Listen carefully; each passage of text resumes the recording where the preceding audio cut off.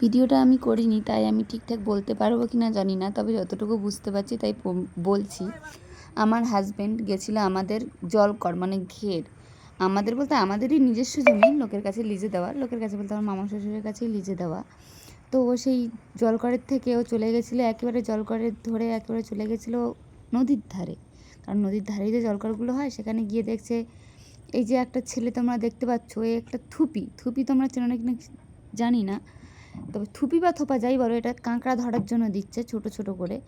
দেখো বেশি বয়স না, কিন্তু এটাই এদের জীবন নির্বাহ করে এই করেই।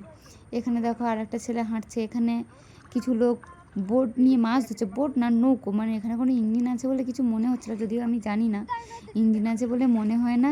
এখানে দেখো নাঙড় ফেলছে, নাঙড়টা ওদের তো ইঞ্জিন নেই, তাই ওরা যেভাবে পারে সেভাবে ফেলছে, হাত দিয়ে টেনে নিয়ে গিয়ে ফেলছে, কারণ এইবার ওখানে ওরা মাছ ধরবে। তো গ্রামের পরিবেশে সত্যি আলাদাই একটা মজা আছে। দেখো কি সুন্দর নদী নালা পশু পাখি দেখলে মানে মনটা একটা শান্ত হয়ে যায়। কারোর যদি অশান্ত মন থাকে, সে যদি একটু গিয়ে এরকম নদীর ধারে বা একটা খোলামেলা পরিবেশে বসে, তাহলে এমনি মনটা শান্ত হয়ে যায়। এখানে দেখো গেট থেকে জল যাচ্ছে, জানি না এটা হচ্ছে নদী আর খালের মধ্যে গেট, জানি না এটা ভাটা না জল যাচ্ছে, সেখানেও একজন মাছ ধরছে। আর এখানে আমার পাড়ার একটা কাকিমা ঘাস কেটে বাড়ি যাচ্ছে।